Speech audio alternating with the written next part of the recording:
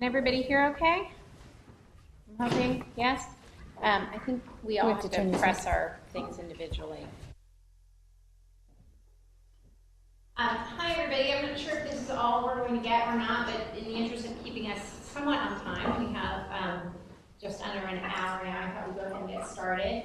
Let me just introduce myself, and then I'll ask each of our panelists to introduce themselves as well, and to give each of us a little bit of background on what our practice is and our experience, because I think that will inform a little bit the different perspectives you're going to get from us as we talk today. I'm Jen Mitchin. I'm a partner at Sidley Austin in Palo Alto. I chair our firm's global M&A practice, and I'm also chair of the American Bar Association's M&A Acquisitions of Public Companies Committee. So if you don't get that already, I'm an M&A lawyer. That is really the focus of my practice. I work with technology companies and life sciences companies as well, but more relevant for today. I work with a lot of tech companies. I see some of my former colleagues and clients in the room. I'm happy to see you guys all again. My perspective will really be coming from the standpoint of running an M&A transaction and some of the particular pitfalls and things that you will want to be thinking about as you go through the process of an M&A transaction. And I'll turn it over to Suzanne to introduce herself. I'm Suzanne Bell. I'm a partner in the Silicon Valley office of Covington & Burling in the IP and Technology Transactions Department.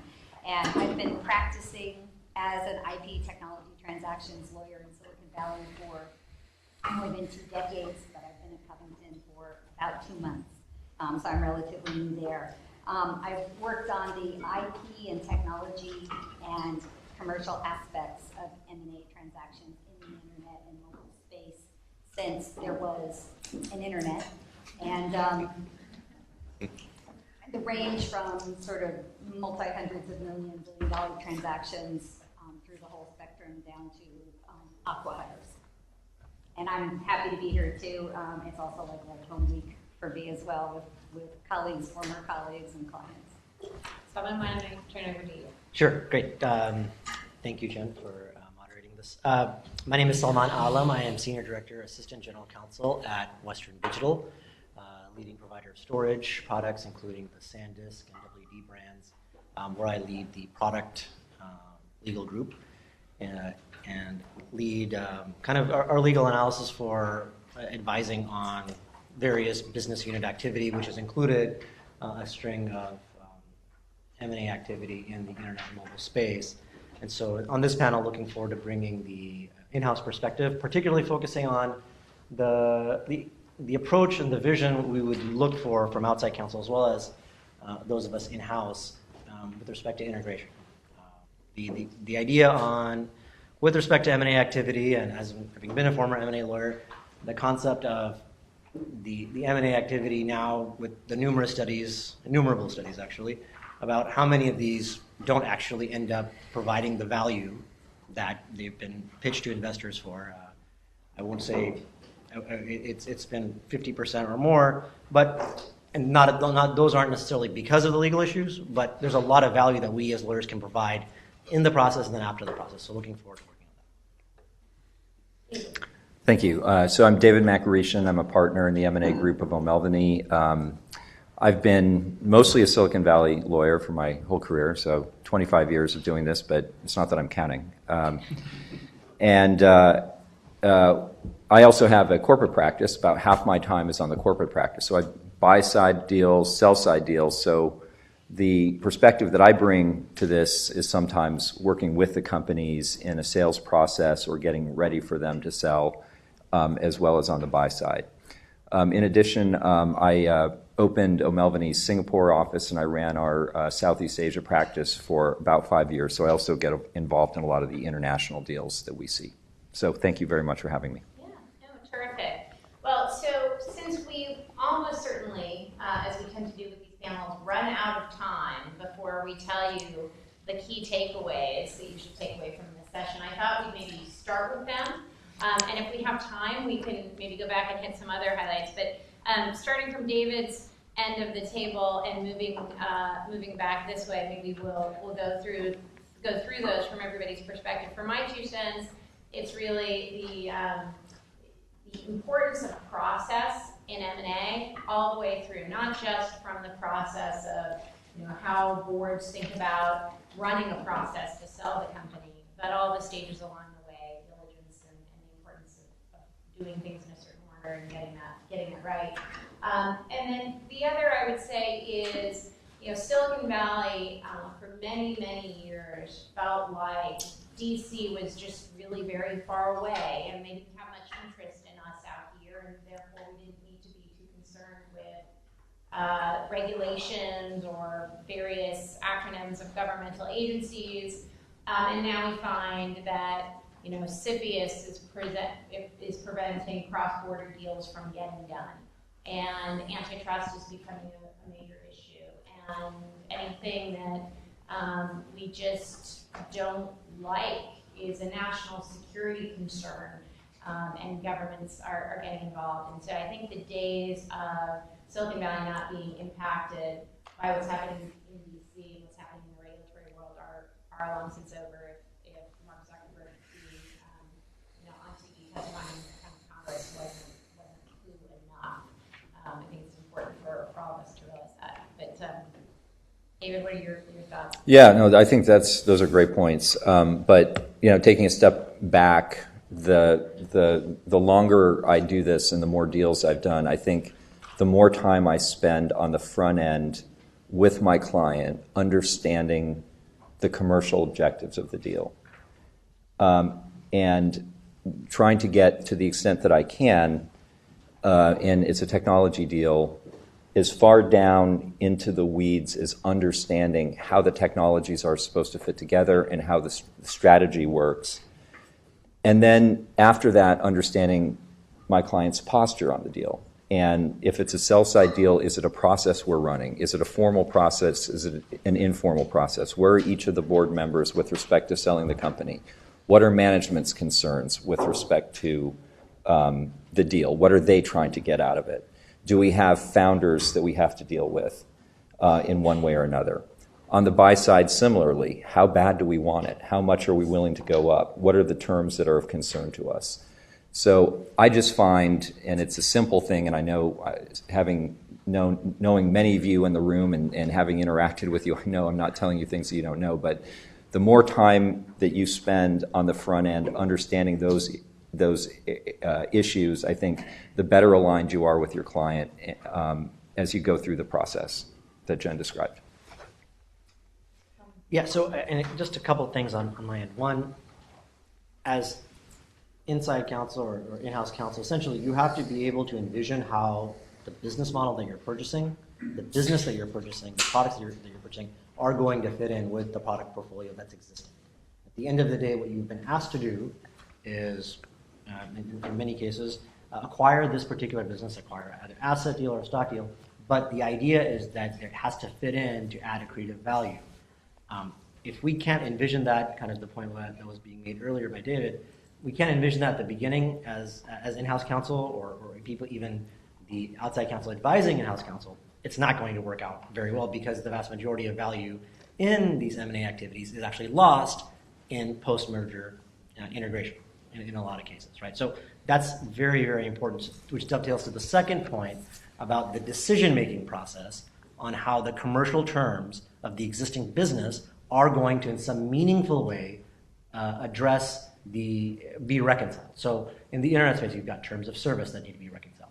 Terms of service for internet companies are that company's most entered into commercial contract, right?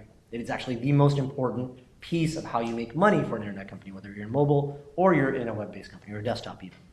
To that extent, that has to be something that you envision earlier on. The privacy policy and the privacy statement also something to do. So two things. One, be able to envision the actual BU integration. And then secondly, a decision-making process for reconciling the commercial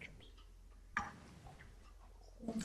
Okay, as outside commercial and IP counsel embarking on a diligence process, and that would be my first role in a transaction like this, my advice is to focus on the items of diligence that go to the value of the company. And to do that, you really need to understand the target's business. And so I always start with a kickoff call with the target to understand the target company's products and services before diving into the diligence materials. Otherwise, you'll end up getting lost in the weeds. So you really need to approach it from a product counsel perspective, understand all the elements of the product or service and where they came from, whether developed or collected in-house, acquired or licensed from third parties, open source, user-generated content, user data, what have you. There are so many new technologies in this space, and we just had a panel on blockchain. We're going to be seeing blockchain acquisitions if we aren't already. So you really need to find the right person at the company who can explain the full scope of the product to you so that you can do your job in diligence. And so I tend to insist on that as part of the upfront process. And so what you'll focus on is whether the target has rights to all elements of the product, services, again, whether developed in-house, acquired, licensed from third parties, and can all of those elements be transferred to the acquirer. So that's my best practice number one. Second is along the same lines, but more specifically, I would say data. Very important to internet and mobile businesses. Where it comes from, how it's used, where it's stored, what third parties it's been shared with, and whether it can come over and be used by the acquirer in the way the acquirer intends. And this is both customer-related data, but also internal data. And so with, I know you asked for top two, I'll give you a third, if you'll allow me. And that is that really understanding at this level, particularly with new technologies, isn't something that can really be done overnight. So, so my advice for companies who are acquirers is to kind of be realistic about what the resources are in-house and the availability they'll have for these for this diligence exercise, because what we often see as outside counsel is a company thinking they're going to be able to do it in-house and then finding out they can't really do it in-house. And the risk there is missing things and giving short shrift to these important items. And again, with data being a primary one these days. So I permit that third, but we're running a little behind, so I'm going to ask our panelists to make some time up in the air on our next section here. Because the next section, while important, is probably not the crux, really, of a transaction, but it is the getting off on the right foot, which is kicking off a process. That means everything from figuring out who is on your team internally, a couple panelists have mentioned that already, who your external advisors are going to be. Do you need bankers? I mean, starting at the very, who is our working group? Who are we going to bring in under the tent on this transaction or not? But getting diligence off on the right foot. Not putting things in the data room that you don't mean to, that are privileged, or making sure that you put in the data room or introduce to the buyers, if you're the seller in this case, the information that they need to know. Do you do a term sheet or not? Is a term sheet going to save you time or is it going to waste time? There are a lot of questions that come up at the outset. David, why don't I turn it to you? What would you say are the most important things to accomplish at the outset of a transaction? Yeah. So. In addition to the many things I think you mentioned, what I would want to do is try and focus on the key diligence issues and anticipate the issues and have a picture of how we're going to handle them. So, for example, if Suzanne is going to show up on the other side of the deal and she's going to want to get on the phone with the seller's product people early on, we know that she's going to do that. So we need to have them prepped for exactly what they're going to say. But what I'm really getting at is, you know what the issue at the start of the deal, if you're on the sell side anyway, what the issues are going to be. You can assume that these issues are going to be found, they're going to be identified, and you need to have a strategy for dealing with them. So how do we deal with them? Do we deal with them up front? And is it something that we're going to disclose to all bidders, or is it something that we're going to maybe hold back a bit? There may be reasons we want to do that. So that's the kind of thing that I try to do at the beginning, is really anticipate where are we going to have the fights, and always by reference to dollars and cents. What are the things that matter? And then organize them that way. Exactly, because you're not going to be able to do a scorched earth approach on everything. Right. So prioritizing, triaging is really key. Suzanne, what about on the IP front? What would you say are kind of the top-level triage concerns that you think people should be focusing on?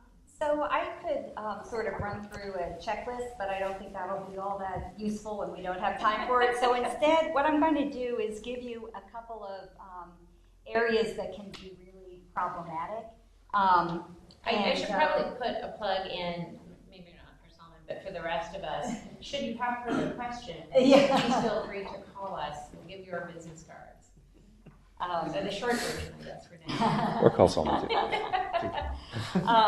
So again, I mentioned the kickoff call. Okay, you're doing that partly to prioritize, given the timeline and the budget for the diligence, but you're also doing it to identify gaps, things that won't be obvious to you from merely looking at the materials that are served up in diligence. So some specific examples that come up in the internet and mobile e-commerce space. First, a category that relates back to the data point, my data point. And for a couple of these, I'll give credit to my privacy partner, Lindsay Tonsiger, is here. Some of the very timely issues. Mobile and e-commerce applications often use geolocation, and there have been a couple of enforcement actions regarding consent, because this is an opt-in requirement as opposed to an opt-out requirement. So if you're in internet and mobile areas that touch e-commerce, making sure that that consent has been given. And again, this all relates back to the point, are you going to be able to get the data and use the data in the way that you intend to get the value out of the acquisition? The second is, to the extent that data is used to train AI algorithms, making sure that the data that's used to train the AI algorithms has been provided with permission to use it for that reason. And I know this sounds like a real in-the-weeds issue, but it's a real issue that I run into on deals, both for in-licensed data. If data is licensed in to be used in connection with a company's internal business purposes, does that include using that data to train an AI algorithm to sell a product or service? And then the second is data that's come in under a privacy policy. Does that privacy policy allow use for that purpose? And if anonymized data can be used for that purpose, has the data actually been anonymized or de-identified in a way that permission is given? So this is something that the FTC is looking at in companies, so that has to be part of your diligence. So back to my point that these new technologies and new business models are constantly changing what we need to be looking at in diligence. You really have to know what's happening on the enforcement front to know what you need to be looking at. Another example is if a target company's business model is based on scraping data off the internet. There are a number of causes of action that can be brought to prevent that scraping. But obviously some business models do rely on data scraping and happily operate without complaints. So where does the target fall in terms of the likelihood of a complaint? So that's a sort of set of data issues that commonly come up or are starting to come up based on recent enforcement activity. Second, let me ask a question. So this is a lot that Suzanne is throwing in terms of what target companies need to actually making sure they do right, and what buyers need to be making sure that they did right. Right. So that's a good question. How likely is it that both those sets of resources are available? I mean, yeah, no, and so there's always going to be that asymmetry. I mean, in tech, the vast majority of the targets are at least 10 times smaller in terms of size, revenue, people, than the acquirer. So for the data point that Suzanne very thoughtfully laid out, following the data is actually the most important thing that you can do. And you're not expecting, and for those of us who were in the track A panel earlier, some of the largest companies in the Valley are having difficulties dealing with GDPR. I think the same could be said of a 50-person startup who you'd expect does not have a full-fledged compliance department focused on that type of issue. So the expectations need to be set appropriately. The main thing I think for us in this space is that disconnect, is it remediable, right?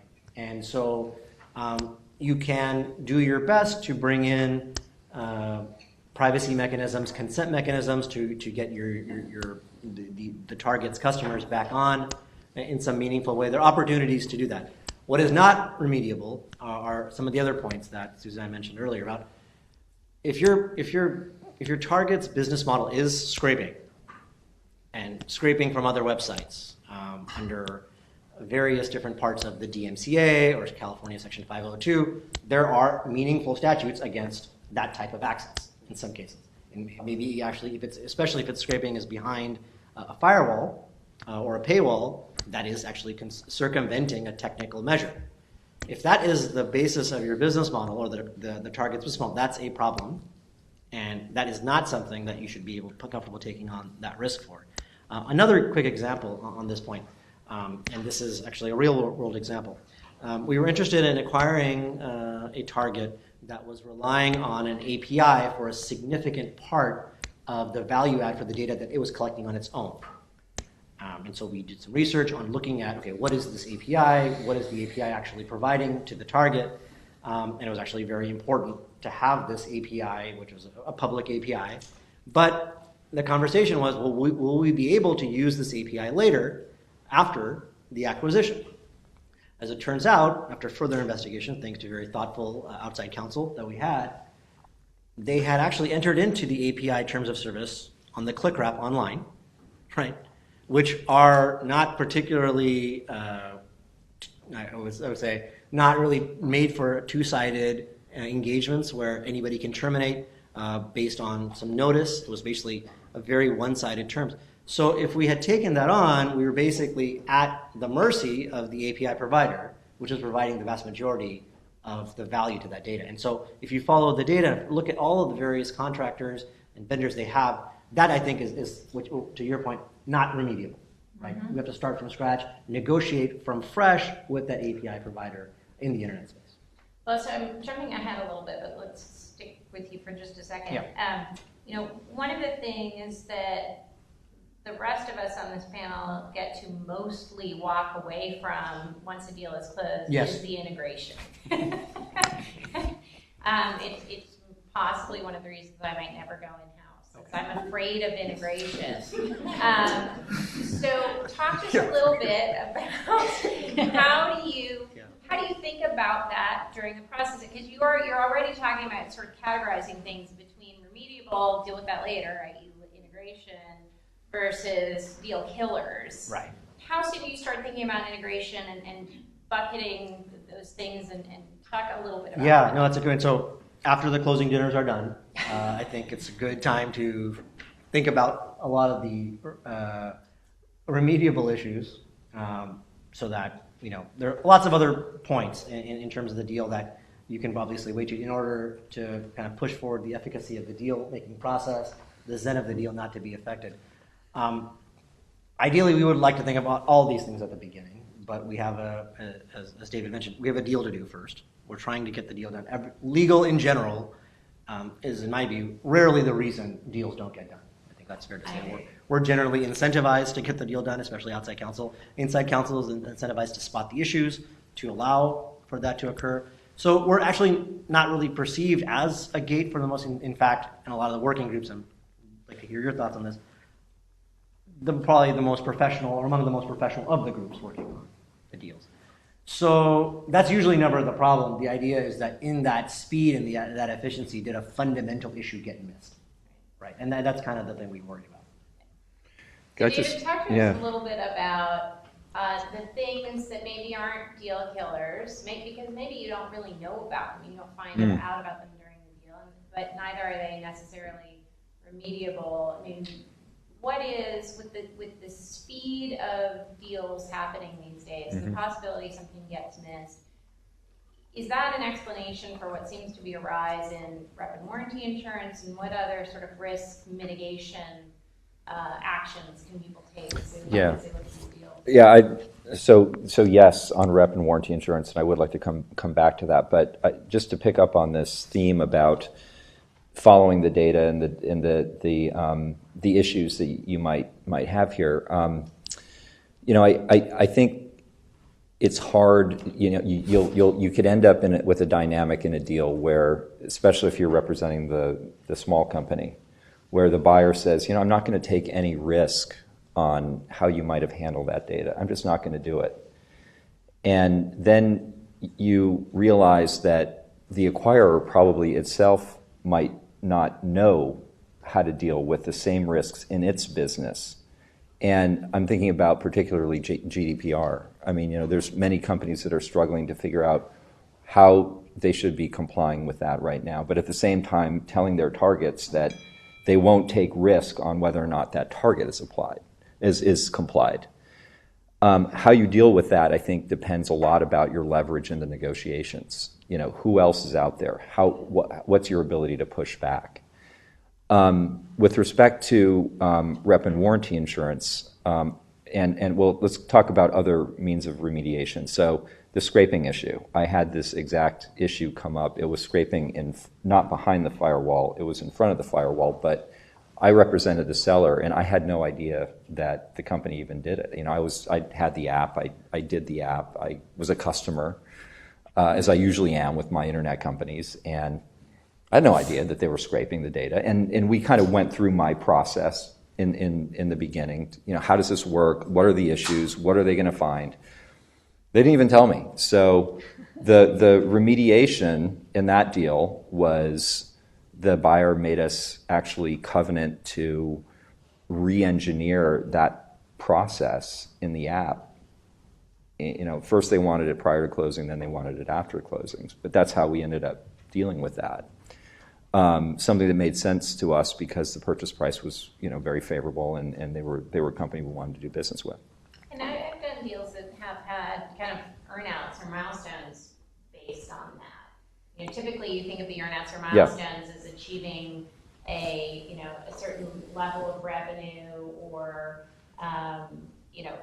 getting a certain product done, but sometimes it's really the milestone is fixing an issue, including getting GDPR compliant. I mean, because that's a big thing right now. A lot of people aren't compliant.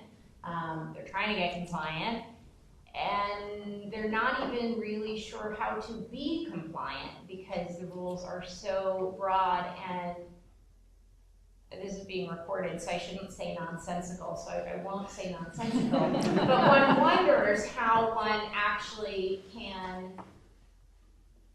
I had an acquisition where I was told that the head of HR in the US could not call head of HR in a European country unless the HR manager had consented to the parent company to identify the name and title of the person running HR at what is now its own subsidiary. Anyway, you were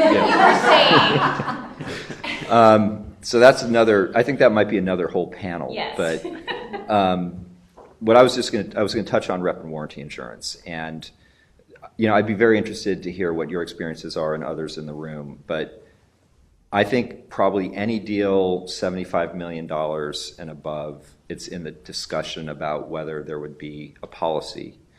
And I think the numbers start working at those levels and higher. And I find, I think the experience has been very positive. At least the stats that I see, I've not been involved in a claim situation, but the stats I see are that claims are being paid on these things. The thing to remember is that they're insuring risks that you do not know. So to the extent that there are risks identified in disclosure schedules or things that are in the record as being known by the insured, those aren't going to be covered. But to the extent that there are a broad set of reps and warranties, that in that scenario, it inures to the benefit of both the insured and the target, because you can do away with a lot of the back and forth and fees associated with negotiating reps and warranties, but still you can get a fulsome kind of set of coverage from the insurer. So, there will be another law firm that will come in and do its own diligence on that. My experience, and this is being recorded, but I haven't found that to be particularly invasive. And I found that those law firms tend to be ones that are familiar with the technology. They tend to be local, and actually my experience has been quite favorable with this. So I think it's a very helpful tool. Obviously, in smaller deals, the numbers don't make sense. At very large deals, the numbers may not make sense because the premiums become too high. But there's a sweet spot in there that I think where it does make sense. And one, I'll stop talking, but the other thing, I do think there's a lot of new entrants, I'll call it, to the market that may not be as reputable. And so I am counseling my clients, especially on the buy side, to use sort of more trusted insurance brokers and carriers when they get policy. That's my experience as well. And it's a good place to kind of move into our next subject area, which is the negotiation process. Because as I said at the outset, figuring out your process and doing things in a way that makes sense will save you time, save you money, save you headaches. And rep and warranty insurance is definitely something that you want to be considering at the very outset of the deal. Because the negotiation process for representations and warranties, for indemnities, is going to be tremendously impacted by who is paying if it turns out that one of these reps and warranties is wrong. Is it the rep and warranty insurance? Is it fully on the selling stockholders? Is it some mix, and how much skin in the game do the selling stockholders have? So one good example of something that front-loaded and considered early can really make things easier or make things harder. So moving on to talking about negotiations, we've heard a lot about IP issues. It's a hot area for hotbed, I should say, for areas of concern. You can diligence those, right? But how do you think about enshrining what you've learned in the definitive agreement? And what is the place for knowledge qualifiers, et cetera, et cetera? So, Suzanne, why don't I turn to you to talk a little bit about how those very important topics get covered in the definitive documentation. So when you're negotiating a definitive agreement, you're pretty much starting with a standard set of reps.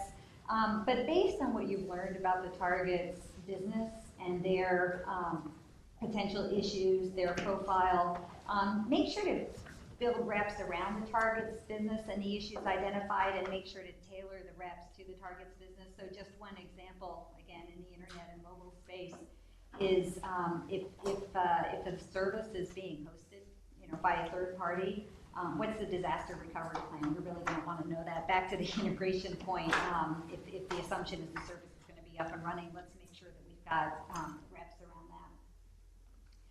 that. Second point I would make is that listing obligations and reps and warranties tend to be and should be negotiated, whether you're representing a buyer or a seller, to focus on what will be useful to be listed as opposed to listing for listing's sake. And so some common silliness, I would say, that I might see is a list of every outbound license. Well, the terms of service probably include an outbound license, and there are a gajillion of them out there. So that's not useful at all.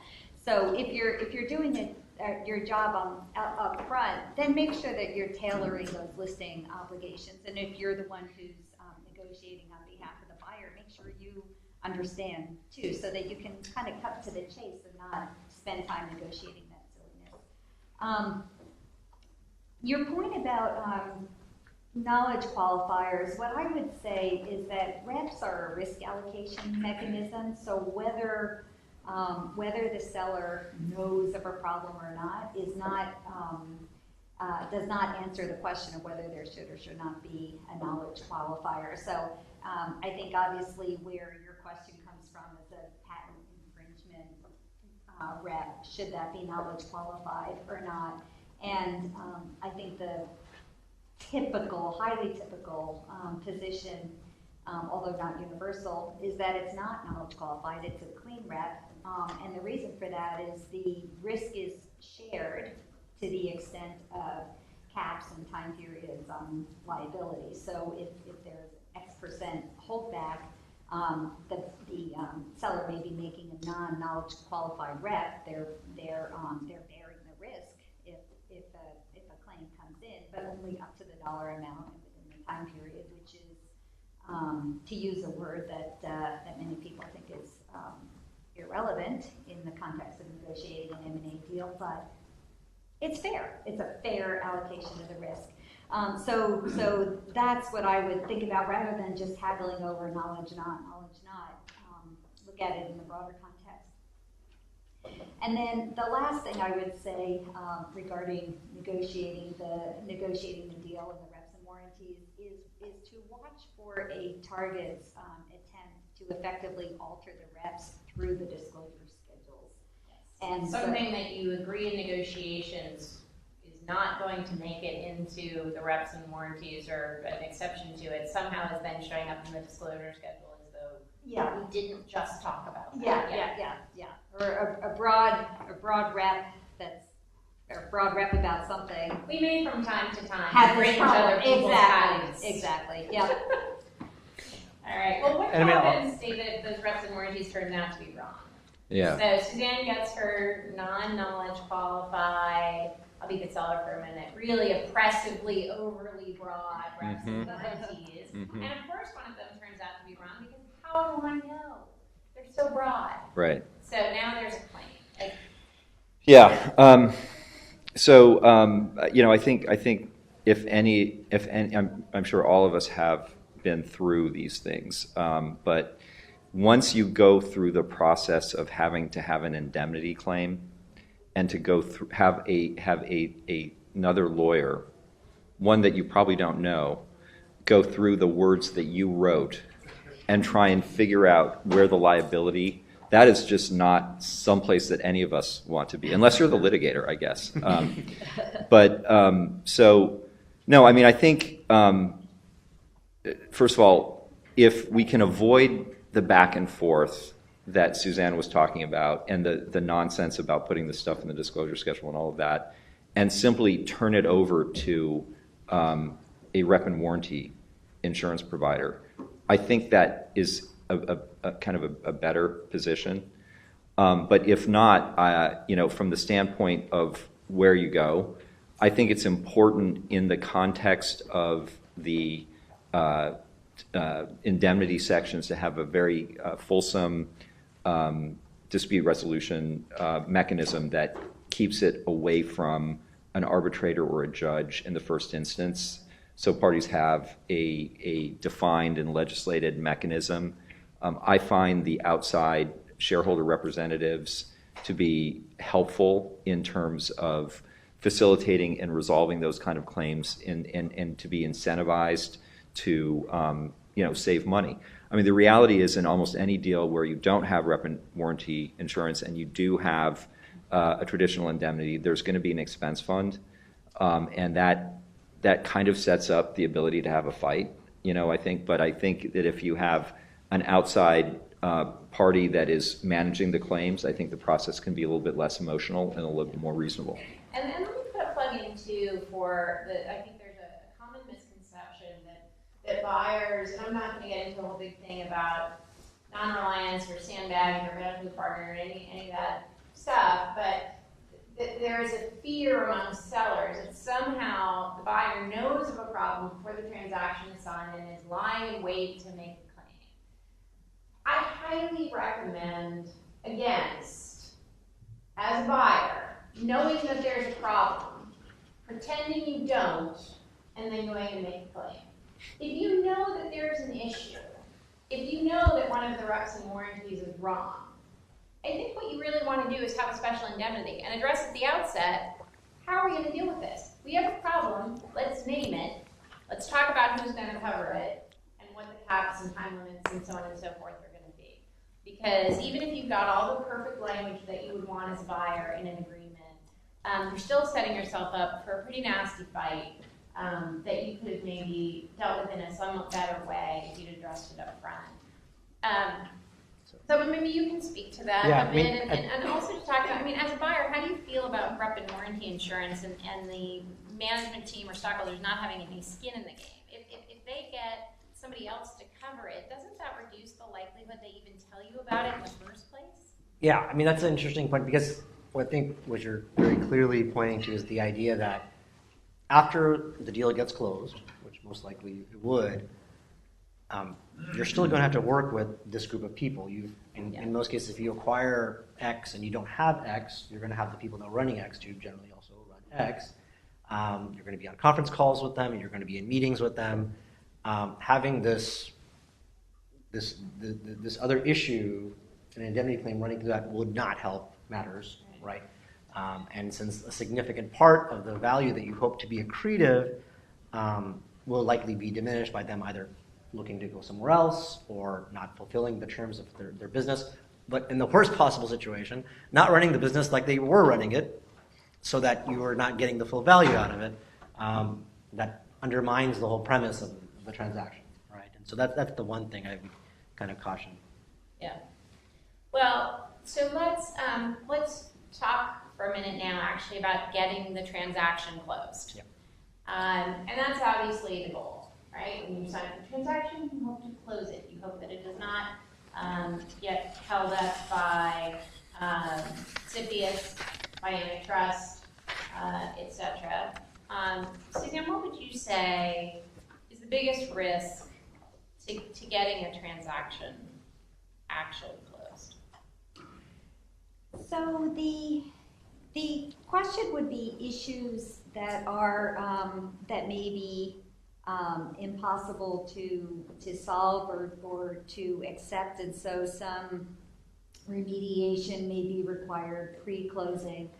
I agree that I have rarely seen these types of issues actually hold up a deal or hold up closing. What mostly holds up closing is what I alluded to in the beginning, which is or what holds up signing is just getting through the diligence. So if that process isn't well established up front, that What can take time. happens if you're doing diligence and you see this contract that you you don't really like what it says about the assignment of IP, and maybe it needs to get fixed? So let me talk about that. So there are a set of issues that fairly typically come up that have to be dealt with, and they are dealt with kind of on a case-by-case basis, depending on the business context for the deal. So one thing that I've seen is especially in a private company acquisition where the buyer is more interested in the technology than the actual business that's operating. Typically, there would be a covenant to delete or remove or not transfer over the personal data or other data if it's a circumstance where whether it was collected properly and whether it can be transferred. So that type of remediation, I just don't want it. Don't give it to me. Another example of something that is often remediated post-signing, pre-closing, is open source, uses of open source code that might taint proprietary code. We might see switched out for commercial code. Also remediation in terms of complying with the attribution requirements of open source licenses. Another common item that gets remediated between sign and close is if overseas developers are used. Again, a couple common examples, but if the contracting entity often is a U.S. entity, but they're using developers overseas, making sure that all those developers assigned the IP rights properly so that the buyer is actually getting the IP rights, that is often something that falls through the cracks, and so getting those signed up. There are some things that may hold up closing if they're critical, and that is assignment, where assignment is required or whether intellectual property rights that are key to the target's business. And absent taking a risk, there's really no other solution to that besides getting that negotiated. And so that often requires, a fair bit of bandwidth and cycles with the target, who's best to approach, how to approach, what can we offer if we need to offer something. And so I think in that case, very often relying on the target and what their relationship is and what their view, the people who have actually managed that relationship. And another one, that's an assignment. I'll give you one more because it's a pretty important one in the patent context, and that is when you talk about the internet and mobile space broadly, you're often talking about devices. Devices are covered by many, many patents, and also there are many patents covering standards in the mobile device space. So if the target has a patent license agreement, outbound patent license agreement that could capture the buyer's patents, because, for example, it's a license for all of the targets and its affiliates' patents post-acquisition. The acquirer is an affiliate of the target. If patents are important to that business, then letting those patents being licensed out the door through this target agreement is a substantial, has a substantial effect on value. So that is an example where getting that agreement renegotiated or clarified or something is likely to be important. And even in those cases, we've seen some unusual structures to make sure that agreement is out of the deal before acquiring the company, because that's an effect that would have a profound effect on value, and we can't have that. And obviously these closing conditions are going to be highly negotiated because almost every single one you mentioned involves a third party, and who wants to put their deal in the hands of a third party. On the other hand, these can be very difficult things to get negotiated or taken care of before signing, and it may vastly impact the value of the acquisition if you leave them to post-closing and then they can't be done. So really difficult and tricky issues there.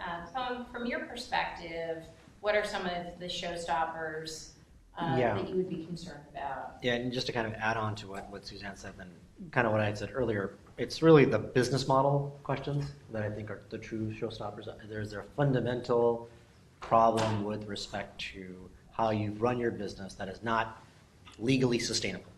That's the approach that I would generally want to take.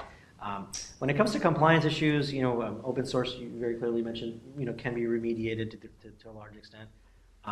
Even some privacy issues we've seen in the Valley.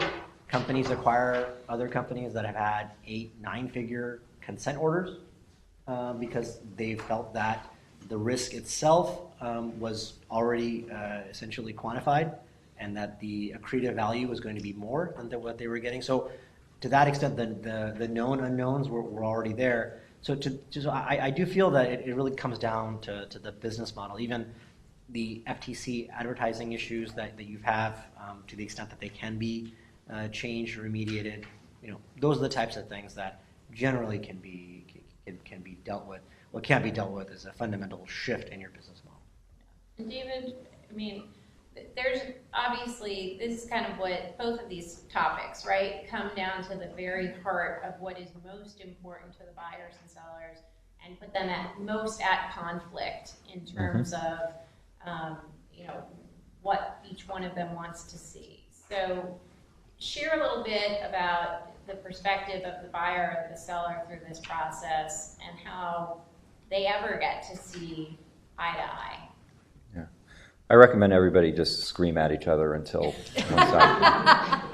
No, I think ultimately these things, I think you've got to find practical solutions, right? So and whether it be, and it's not always going to be running to your client and say, okay, we just got to renegotiate the price. That's not the way it works in the real world. There needs to be some practical solutions to these problems, I think. But what I wanted to touch on is where we're really facing real deal risks, because I think those things, unless you're talking about one of these showstopper issues, I think you can get there, right? But Where I'm seeing real deal risk is in this whole concept of economic policy of the United States and also China and some other countries intersecting with regulations of deals and creating things that simply cannot be solved practically or even solved at all. So I'll give an example, and I think, Suzanne, your firm may have been involved on one side of this, mine was, but Ant Financial, large subsidiary of Alibaba, wanted to acquire MoneyGram. And MoneyGram is a business that simply, you go down to the MoneyGram office and you transfer $100 to your family in whatever country. Why would this be a CFIUS issue? It's because of the data, right? So any internet mobile deal involving data is of interest to CFIUS. And it's not just the Chinese companies. So I am given to understand that almost any deal going into CFIUS involving China is not coming out the other side. But that also means that deals where you represent a foreign buyer or foreign parties involved has significant delays. So, and then there's retaliation, right? So China and other countries are looking at their own national security concerns in some of these acquisitions. And then the antitrust and the competition law, right? So we've had very significant deals be hung up because of foreign operations and foreign antitrust approvals that simply won't come. And the only explanation that you can give to why these approvals aren't coming is political. And this is the world we live in right now. And I think this is making it very difficult to get some of these deals done, because when you get there, you start running out of suggestions. And this was one of my hot topics at the beginning of the program. We certainly all would have said a month ago, we could have given you a list of the countries that would be truly problematic from a CFIUS standpoint. You should know that in the fall, there's very likely going to be new, even broader regulation on the CFIUS front that will encompass more activity, will go much broader, so we won't just be talking about M&A and those kinds of transactions, but potentially even licensing transactions of the type that aren't generally covered today.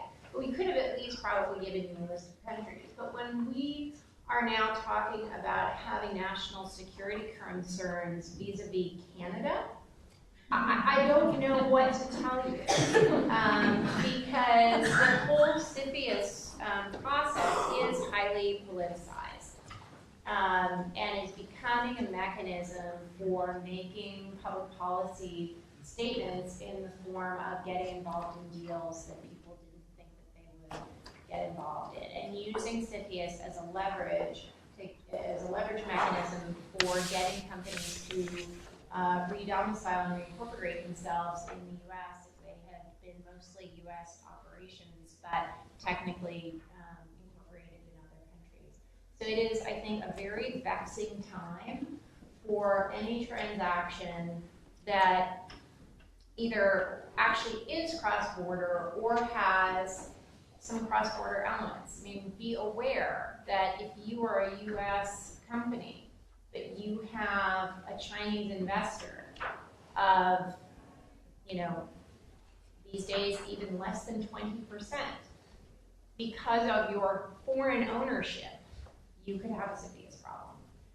And so being very keyed in to how those regulations are being interpreted and applied is really probably one of the more important things to focus on in your transactions these days.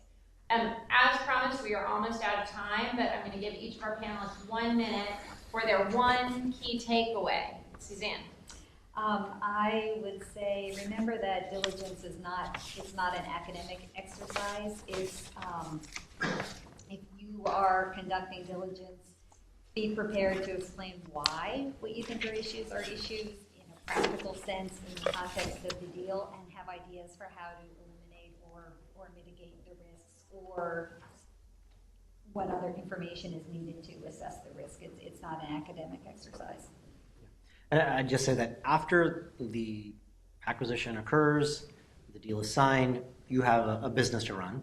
And if issues arise in that business that could have been caught in the diligence, there'll be questions about why that occurred. So the more time you spend in that process, I think, is the most critical, because integration actually can be a pleasant experience. Jennifer, if you want. All right, moving in-house. I would go back to where I started. I kind of say that if you're surprised by an issue or how it's dealt with in a deal, it's ultimately, in many cases, in most cases, it's on you. So do the homework in advance and try and prepare for that, and try and have a strategy in advance for dealing with what you know is going to be a major deal issue. All right, and with that, we are finishing exactly on time. Thank you, everybody, for coming.